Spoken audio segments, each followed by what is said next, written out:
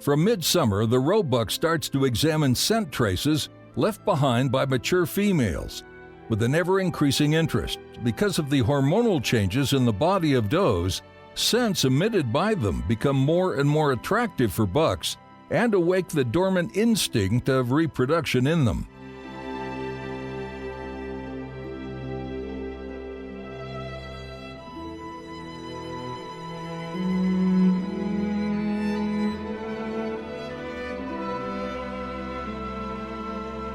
The mating season or rut of roe deer starts. This is always an anticipated time for a hunter, since the special atmosphere of the call makes roebuck hunting in August one of the most beautiful experiences.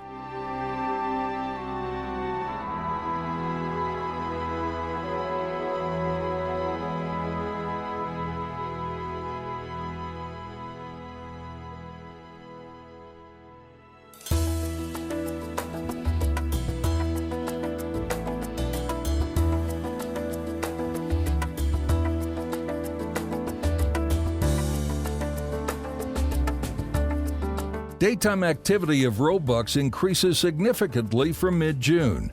They spend the time spans between feeding less and less with resting. They patrol more and more restlessly and check scents on their territory. They are looking for left-behind traces of intruding rivals and does ready to mate. The male sex hormone production of the roebuck reaches its peak during this time. The testicles swell and the urine has an obtrusive testosterone smell. The buck marks the expropriated territory with the excretion of its special scent glands. The so-called forehead glands can be found close to the pedicles. The roebuck scrubs its head to trees and bushes to rub the odor on. This dominant behavior has stress-relieving and power play functions as well, besides scent marking.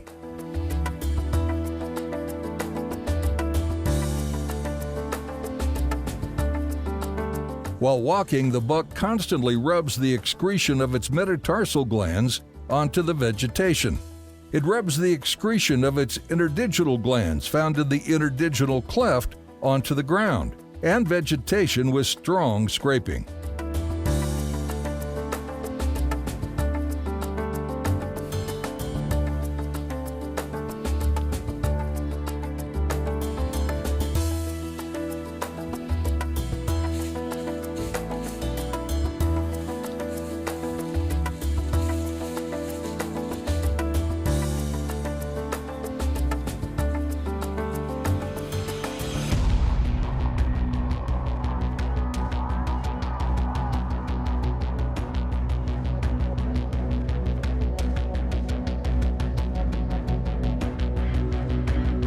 The dominant buck jealously protects its does and its supremacy.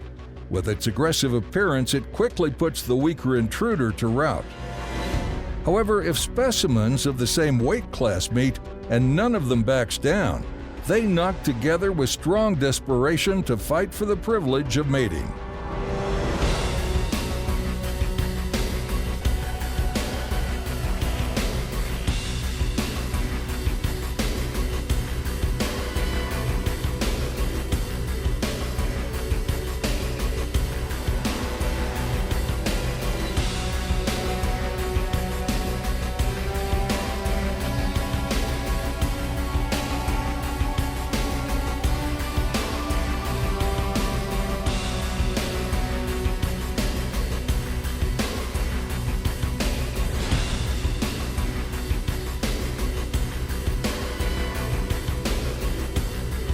The victorious buck chases the doe close to mating more and more vehemently, even for days.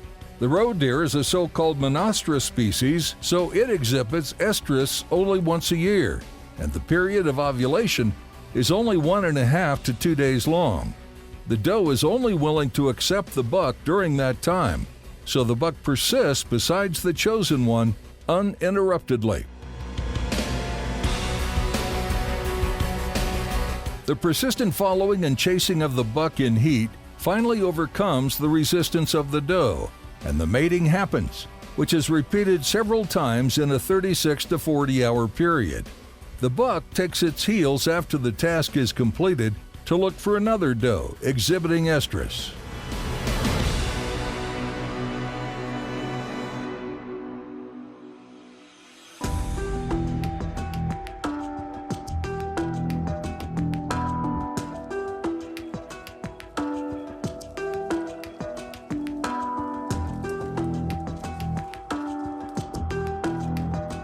From the second half of July, the hunter roaming the grounds can find more and more scraping marks left behind by roebucks. Because the buck keeps its territory, it is worth to try calling it. However, the ruler of the territory often has a press of business elsewhere, so only one of the other younger bucks lurking around nearby will come in. It is also worth to be in ambush close to the scrapings at the edge of the cornfield, because the buck often drives its doe out to the neighboring stubbles even during daytime.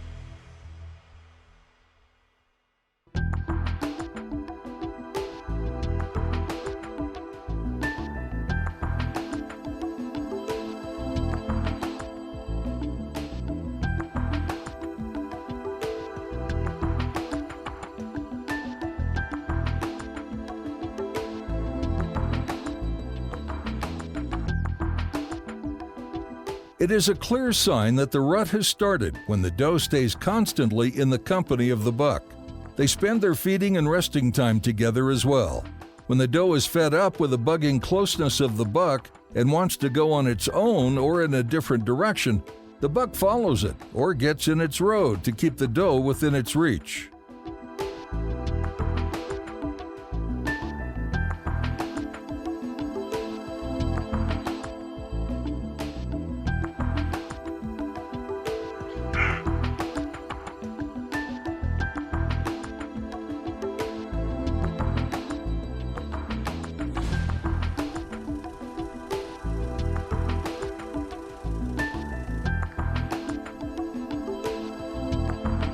The buck, keeping its chosen doe and its fawn within range, is not easily seduced by the call, and in wind from a large distance, it is not even worth to give it a try. So the hunters rather try to use the cover of the vegetation to get close to the chosen mid-aged cull buck.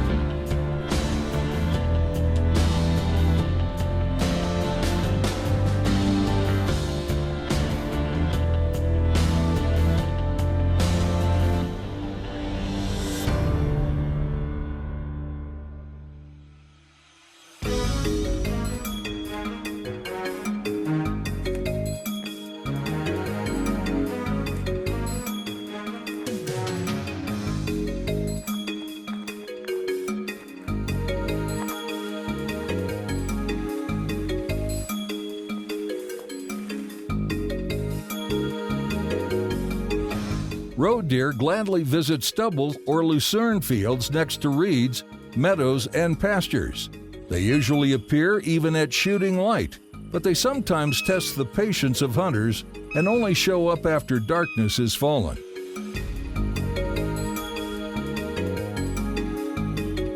Furthermore, this buck also suddenly lies down in the stubble right in front of the hunters, waiting in ambush. However, it stands up at once to the sound of the gently wound call and shows its side clearly.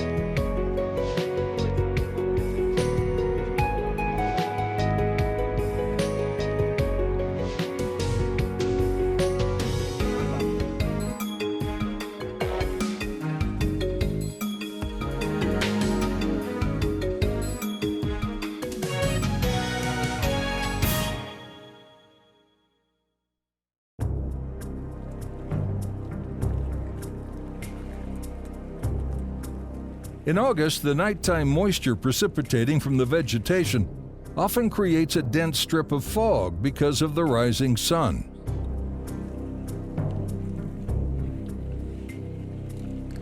Lacking any cover, the hunters must move very carefully to be able to approach the buck, pecking behind the fog curtain.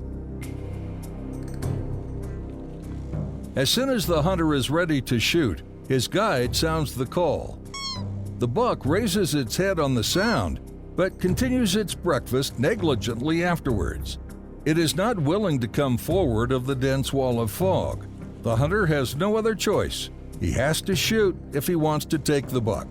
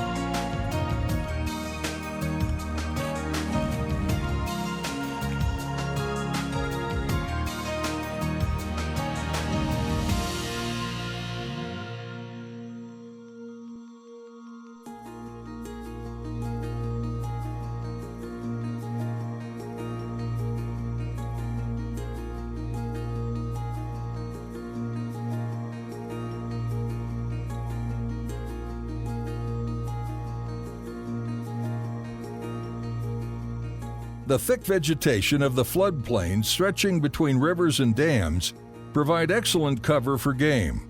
Roebucks living in these safe covers are able to grow sufficiently old. With a bit of luck, the hunter stalking in the wet grass at dawn can easily come across some real trophy bucks.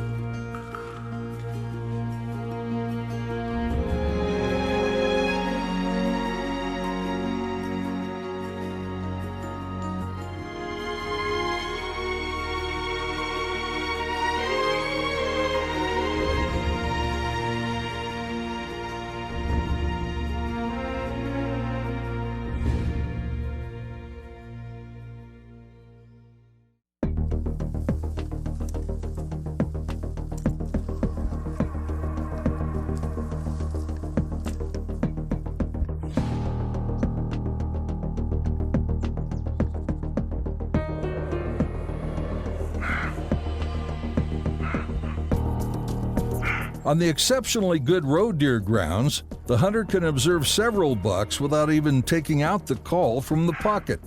It is not uncommon that even before arriving to the ambush, the chosen buck shows itself.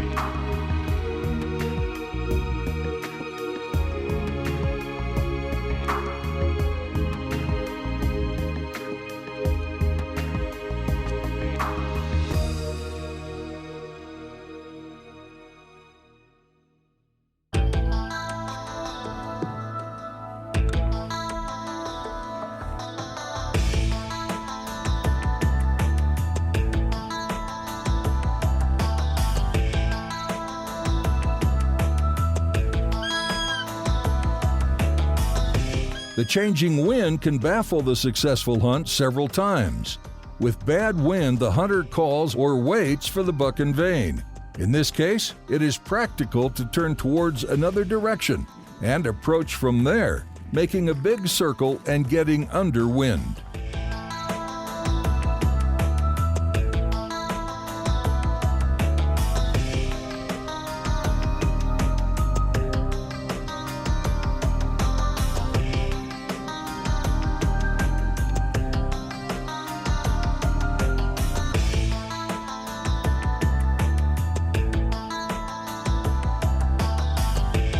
If we do not get a result during the hunt, it is worth to pay at least a visit to the buck scared away at the first place before leaving. It is quite common that after a few hours, when the buck holding its territory calms down, it can return to its favorite stubble, even guiding its doe.